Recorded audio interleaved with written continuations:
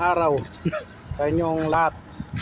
Ngayon nandito tayo sa workshop, nagpapagawa tayo ng electrical. Kasi pagka nagkarga tayo ng Aramco guys, hindi pwede yung mga ilaw natin na kahit 10 pundi lang. So ito nga pala yung mga bakanteng truck dito na walang biyahe sa ngayon. Yan, mga flatbed, tanker.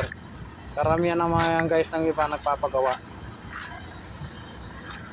Kasi pagka nagpapagawa kasi guys na karamihan dito. Ito nga pala itong pinagpagawaan ko nga ito guys. Ito yung pwesto ng electrical. Tapos yung under chassis, painting, welding. Nandito lahat guys itong pwesto na to.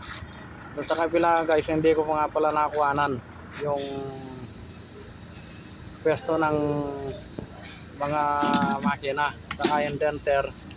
Sa engine mechanic hindi ko nakakuhanan, tapos yung denter hindi ko nakakuha, tapos yung sa mga change oil, sa lab oil, saka yung may sarili rin kami auto supply dito guys sa loob.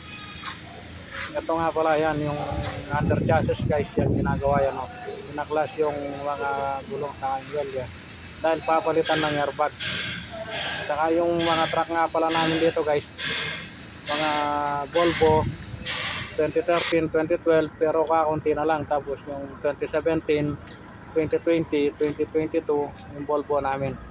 Tapos yung man truck namin guys, meron kami rito 2020 saka 2022. At yung iba naman mga Acros, yung tawagin nila mga 2012 na MV3. Tapos yung 2015 mayroon ng MP4. Meron din 2013 na MV4. Magkaiba guys yung MP4 saka yung MV4. Yung MP4 kagaya tong sa akin truck, 2015 model naman itong dala ko. Kasi binibigyan ako guys ng bago, hindi ko kinuha. Ito nga pala guys dito, nakatambay-tambay habang hinihintay ko yung matapos yung truck ko. Kasi yung electrician kumuha pa ng ilaw dun sa auto supply dun sa loob. Medyo malayo-layo kasi yung lakarin.